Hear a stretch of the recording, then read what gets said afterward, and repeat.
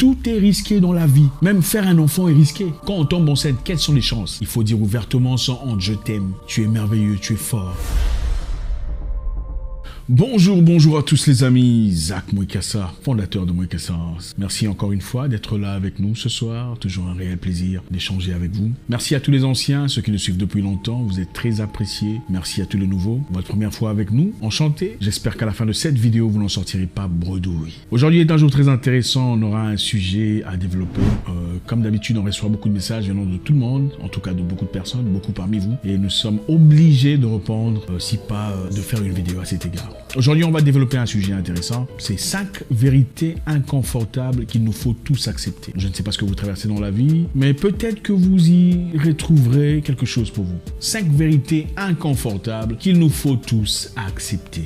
On y va. La première vérité à savoir, les gens les plus importants, les gens les plus précieux de votre vie peuvent quelquefois venir dans votre vie et parfois partir. C'est très dur à accepter, je ne sais pas ce que c'est dans votre cas. Ça pourrait être quelqu'un de très précieux, quelqu'un qui vous a apporté beaucoup de choses dans la vie. Ça pourrait être un ami, ça pourrait être un frère, peut-être un parent décédé. C'est aussi un départ.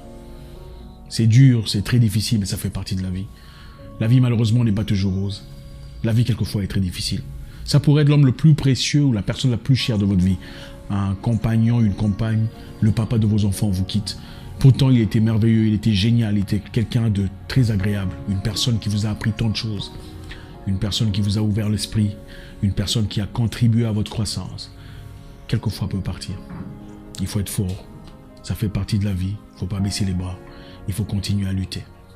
Les gens les plus précieux de notre vie, quelquefois, viennent et quelquefois partent. Il faut être prêt. Quand ils sont là, il faut les apprécier. Il faut les aimer. Il faut les chérir. Il faut dire ouvertement, je t'apprécie. Il faut dire ouvertement, sans honte, je t'aime. Tu es merveilleux, tu es fort. J'apprécie ta présence dans ma vie. La deuxième vérité inconfortable qu'il nous faut tous accepter, tout ce qui a de l'importance dans la vie contient un risque attaché. Éviter le risque ne vous épargne pas. En fait, éviter le risque est le plus grand risque que l'on puisse prendre de sa vie. Vous savez, beaucoup de personnes veulent se protéger, disant je ne ferai pas ça, c'est dangereux. Je ne changerai pas de ville, c'est dangereux. Je ne changerai pas de boulot, je suis trop bien ici. Malgré que le boss est impoli, les choses sont difficiles, mes collègues ne m'aiment pas. Mais je ne veux pas partir parce que c'est dangereux. Je risque de me retrouver dans la rue. Je n'aurai peut-être pas de quoi manger, peut-être pas de quoi m'habiller, de quoi subvenir à mes besoins. Parce qu'on a peur de prendre le risque. Mais comprenez une chose, on a un temps très limité et n'est pas osé prendre de risques dans la vie est le plus grand risque que vous puissiez prendre de votre vie. Comprenez une chose, tout est risqué dans la vie. Tout est risqué dans la vie. Même faire un enfant est risqué. Quand on tombe enceinte, quelles sont les chances? Quelles sont les conditions dans lesquelles on se retrouve? On est mal dans sa peau, on vomit, on n'est pas bien. Tout est risqué. On risque de mourir dans la salle d'opération, on risque de mourir dans la salle d'accouchement. Et si votre maman devrait se dire, écoute, je n'irai pas parce que c'est risqué. Imaginez ceci par exemple. Une personne vient vous dire, chère madame, je vois que vous êtes mariée, mais ne tombez pas enceinte. Ne tombez pas enceinte parce que ma petite sœur est tombée enceinte. Après qu'elle soit tombée enceinte, elle a eu des difficultés et elle en est décédée. Ne faites pas ça. Je vous aime bien, vous êtes très intéressante, très intelligente, ne tombez surtout pas enceinte. Qu'est-ce que vous ferez? Vous ne tomberez pas enceinte? Vous ne tomberez pas enceinte parce que quelqu'un d'autre est décédé après avoir essayé de faire un bébé? Absolument pas, vous prendrez le risque. Tout est risqué dans la vie. Tout ce qui a de l'importance dans la vie contient un risque attaché. Prenez le risque. Je vais vous raconter une histoire qui pourra peut-être toucher quelqu'un quelque part. Il y a de cela très longtemps aux États-Unis d'Amérique, en 1887, naquit un homme au nom de George Loren.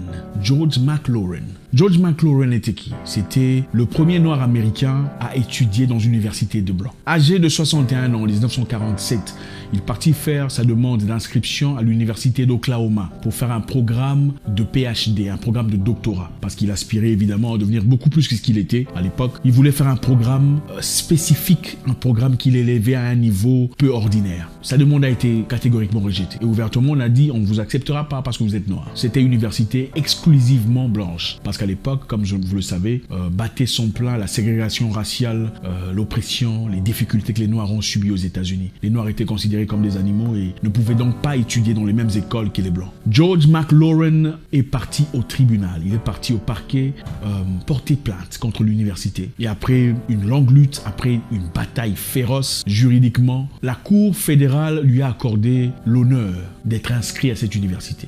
On lui a dit qu'il avait raison. Il avait raison. C'était inconstitutionnel de refuser son inscription, sa demande d'inscription basée sur sa couleur de peau. Malgré tout ça, il était confronté à d'autres difficultés. Et à l'université, il était placé à l'écart. Vous verrez sur l'image, George McLaurin, placé à l'écart, loin des Blancs, assis tout seul dans un coin. C'était en effet un tiroir. C'était l'endroit où on gardait les vestes sales, les vestes mouillées, pendant que les étudiants regardaient. Mais pour le mettre à côté de tout le monde, il était assis à la droite, loin de tout le monde, séparé de tout le monde. Et à chaque fois qu'il posait la question au professeur, le professeur ne prenait même pas le temps de répondre. On le regardait même pas. On lui apportait pas l'attention nécessaire. Mais il était là. Il a pris le risque de bosser dur, tout seul, malgré la ségrégation raciale, malgré le fait que l'université l'ait rejeté. Il a étudié de ses propres forces. Il a fait tout ce qu'il pouvait, malgré les revers. On cherchait toutes les possibilités possibles pour le faire tomber, pour le couler. Mais il a réussi. Il obtint enfin son titre de docteur après avoir longuement combattu. Dans la vie, il faut toujours prendre le risque. Imaginez-vous s'il avait abandonné. Si c'était dit, bon, d'accord, je ne le ferai pas parce que c'est trop risqué. Ça me coûterait de l'argent. Je ne risque pas de gagner face aux Blancs. C'est lui qui était le premier noir à faire partie d'une université dans un programme de doctorat à Oklahoma. Après lui venaient d'autres noirs, d'autres personnes. Il a ouvert la porte. Il a ouvert la porte de l'histoire. Prenez le risque. Peu importe ce que c'est pour vous. Allez-y. 3. Écoutez, les gens racontent toujours des bêtises. Ça fait partie de la nature de l'humain. L'être humain a toujours des choses à dire sur les autres. Ne permettez jamais à ce que l'avis ou l'opinion des gens vous fasse changer votre opinion sur vous-même. L'être humain a toujours des critiques, toujours des pics, toujours...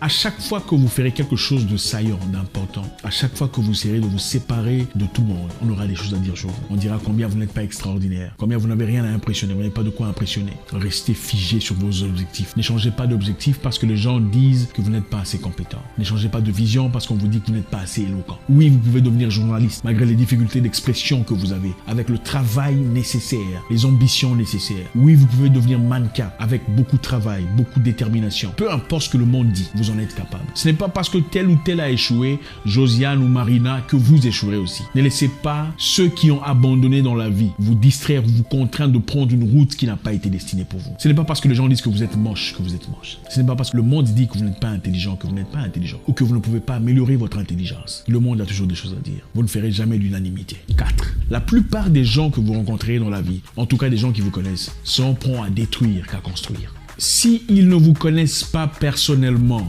vous ne pouvez pas prendre personnellement leurs paroles. En d'autres termes, s'ils ne vous connaissent pas en intimité, vous ne pouvez pas prendre de manière intime ce qu'ils ont à dire. Comme je l'ai dit précédemment, encore une fois, pour balancer de manière emphatique cette parole, les gens racontent n'importe quoi quand il s'agit d'autres personnes. Les gens sont experts sur comment résoudre les problèmes des autres. Sur ce qui se passe dans votre vie, les gens auront toujours des choses à dire. Elle n'aurait jamais dû faire ça. Elle n'aurait jamais dû quitter cet homme. Elle n'aurait jamais dû prendre cette décision. Elle n'aurait jamais dû vendre sa voiture. Elle n'aurait jamais dû, elle n'aurait jamais dû, elle n'aurait jamais dû. Mais qu'est-ce qu'ils ont fait eux-mêmes de leur propre vie? Ça, c'est la question. Ne prenez pas personnellement la vie des gens. Les gens sont toujours là pour détruire. La plupart des gens que vous rencontrerez dans votre vie, des gens proches, sont prompts à détruire ce que vous avez construit qu'à construire ce que vous avez bâti. 5. Comprenez une chose dans la vie. Vous et seulement vous êtes responsable de ce qui vous arrive. Vous n'êtes peut-être pas responsable de ce qui vous arrive, excusez-moi, mais vous êtes responsable de ce qui se passe après ce qui vous arrive. Les choses peuvent arriver, un accident peut se présenter, les difficultés peuvent émerger, ça fait partie de la vie. On ne peut pas tout contrôler. Mais quand quelque chose d'horrible, d'atroce, de tragique vous arrive, c'est vous qui décidez comment vous réagissez. Écoutez, l'eau bouillante bouillit et durcit l'œuf. Mais fond la glace, fond le plastique, fond le chocolat. L'eau bouillante durcit l'œuf, mais fond la glace, fond le plastique, fond le chocolat et beaucoup. Le problème, ce n'est pas l'eau bouillante. Le problème, c'est la nature de chaque item. La réaction de chaque item à l'eau est différente selon sa propre nature. Donc ne blâmez pas la vie. Ne dites pas c'est parce que mes parents n'ont pas eu d'argent, voilà pourquoi je suis en difficulté. C'est pas parce que les parents étaient pauvres. Papa n'était pas adéquat, il n'avait pas un salaire qu'il fallait. Nous sommes nés pauvres. La pauvreté a fabriqué beaucoup de gens forts. Les difficultés, en effet, vous grandissent, vous donnent les outillages nécessaires pour combattre, pour lutter, pour vous élever au-dessus de la moyenne. Vous êtes entièrement responsable de votre vie, entièrement responsable de la résolution de la réalité que vous vivez aujourd'hui. Ce qui vous est arrivé n'est pas votre faute. Ça, c'est tout à fait normal. Ce n'est pas de votre faute qu'on vous a laissé tomber, ce n'est pas de votre faute que vous avez été abusé pendant votre jeunesse, mais votre situation actuelle est de votre responsabilité. Vous êtes un adulte, prenez les bonnes décisions et soyez assez mature pour reconnaître votre part des choses dans tout ce qui vous arrive. Merci infiniment les amis, c'est toujours un réel plaisir d'échanger avec vous. J'espère qu'on a appris quelque chose ce soir, c'est toujours merveilleux. Laissez un commentaire, vous savez comment ça se passe. Et à très bientôt pour une nouvelle vidéo. Mon nom est Zach Mouikassa, le guerrier noir, votre frère.